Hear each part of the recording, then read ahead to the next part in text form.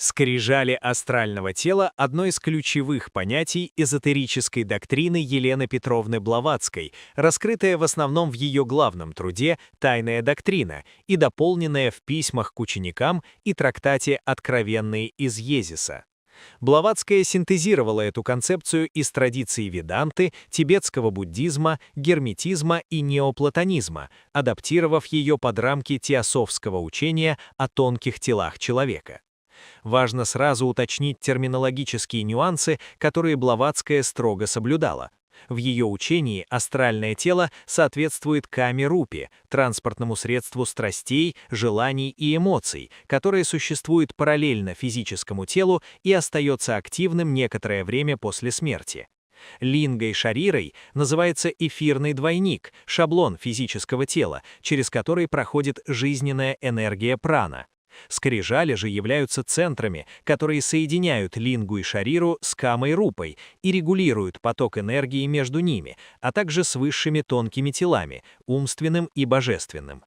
Блаватская утверждает, что астральное тело имеет 7 основных скрижалей, расположенных вдоль оси спины и соответствующих ключевым областям физического тела.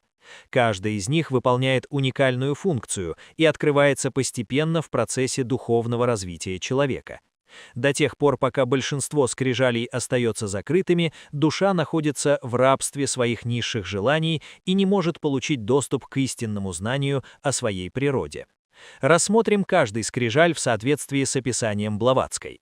Первый скрижаль, область корня спины, соответствует элементу земле, связан с инстинктами выживания, телесными потребностями и связью с материальным миром. В большинстве людей он частично открыт, так как обеспечивает базовые жизненные функции. Блаватская отмечает, что его чрезмерная активация ведет к погружению в материальные желания и потерю интереса к духовному развитию. Второй скрижаль, нижняя часть живота, элемент вода, связан с эмоциональными связями, сексуальными желаниями и интуицией низшего уровня. Блаватская считает, что это один из самых опасных центров для неинициализированного человека.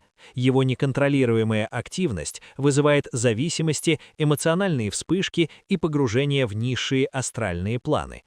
Третий скрижаль, область солнечного сплетения, элемент огонь, связан с волей, личностью и способностью управлять своими желаниями.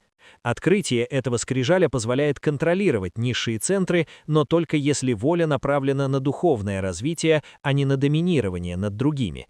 Блаватская ищет, что это первый этап осознанного контроля над астральным телом. Четвертый скрижаль, сердце, элемент воздух, связан с любовью без самолюбия, эмпатией и соединением с другими душами. Блаватская называет его «врата к высшим мирам», его открытие является первым шагом настоящего духовного становления. В тайной доктрине она отмечает, что только через сердце душа может получить доступ к знанию о своей истинной природе. Пятый скрижаль, глокка, элемент эфир, связан с самовыражением, интуицией среднего уровня и способностью услышать внутренний голос. Блаватская подчеркивает, что инициаты обучаются контролировать этот скрижаль, чтобы передавать эзотерические знания без искажений и общаться с тонкими мирами безопасно. Шестой скрижаль, межбровье, глаз души, связан с клервоидением, способностью видеть тонкие миры и получать информацию из высших планов. Блаватская подчеркивает, что его активация требует длительной духовной практики и очищения низших центров. Неправильное активирование может привести к галлюцинациям и потере равновесия. Седьмой скрижаль, вершина головы, связан с полным соединением с универсальным сознанием и абсолютом. Блаватская называет его скрижалем инициации. Его полное открытие означает достижение состояния архата, когда душа перестает быть связанной с материальным миром и становится носителем высшего знания. Важно различить скрижали астрального тела у Блаватской от традиционных индуистских чакр. Если в хатха-йоге чакры являются центрами энергии в эфирном теле, то Блаватская смещает акцент на их роль в астральном теле, то есть в сфере эмоций и желаний.